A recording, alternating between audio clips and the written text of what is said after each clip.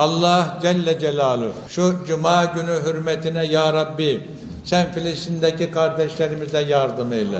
Ya Rabbi oradaki Müslümanlara yardım eyle. Ya Rabbi sen oradaki ağlayan yavrulara yardım eyle ya Rabbi.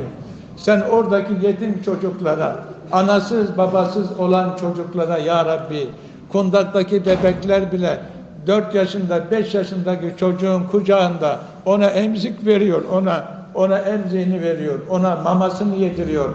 4-5 yaşındaki yavru çocuk vefat etmiş, yolda kalmış. Onu alıp götürüyorlar ya Rabbi. Ya Rabbi bu çaresiz kardeşlerimizin çaresi sensin. Ya Rabbi bu Filistinli kardeşlerimize sen yardım eyle ya Rabbi. Zalimlere de fırsat verme ya Rabbi. Ya Rabbi Müslümanla birlik, beraberlik, dirlik ve düzen sen nasip eyle ya Rabbi. Ya İlahel Alemin. Müslümanların arasını düzelt ya Rabbi.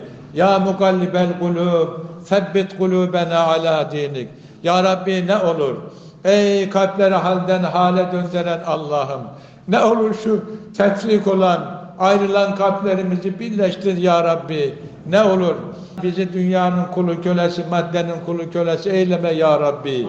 Biz Müslümanları kendine kul Habibine ümmet eyle ya Rabbi. Ya İlahel Alemin. Ümmeti Muhammed'in dertlerine devalar ver. Hastalarımıza sen şifalar ver ya Rabbi. Ya Rabbi sen kardeşlerimize yardım eyle ya Rabbi. Elimiz ulaşamıyor. Yardım edemiyoruz ya Rabbi. Sadece dualarımız kalıverdi ya Rabbi. Ya Rabbi yediklerimizi, içtiklerimizi sen biliyorsun ya Rabbi. Ya Rabbi bu kardeşlerimize sen yardım eyle ya Rabbi. Bizim isyanımıza bakma ya Rabbi. Bizim amellerimize bakma ya Rabbi. O kardeşlerimize sen yardım eyle ya Rabbi. Ya İlahel Alemin ve ya Erhamer Rahimin. Onlar bulundukları yerde Gazze'de sıkışıp kalıverdiler ya Rabbi. İbrahim Aleyhisselam gibi Nemrud'un eline kaldılar ya Rabbi. Hasbunallah ve ni'mel vekil diyorlar. İzzetli bir şekilde mücadele ediyorlar.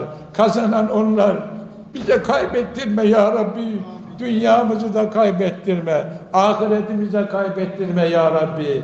Ahirette bizleri mahcup eyleme ya Rabbi. Zalimlerin elinde bizleri oyuncak eyleme ya Rabbi. Ya Rabbi geçmişlerimizin ruhlarını şad eyle. Makamlarını âli eyle ya Rabbi. Allahümme Rabbena atina fid dünya haseneten ve fil ahireti haseneten ve qina azabennar. Ya Rabbi bizlere dünyada da ahirette de iyilikler ve güzellikleri sen nasip eyle. Ateşin azabından sen bizleri muhafaza eyle ya Rabbi. Tekabbel minna bi hurmetil Fatiha.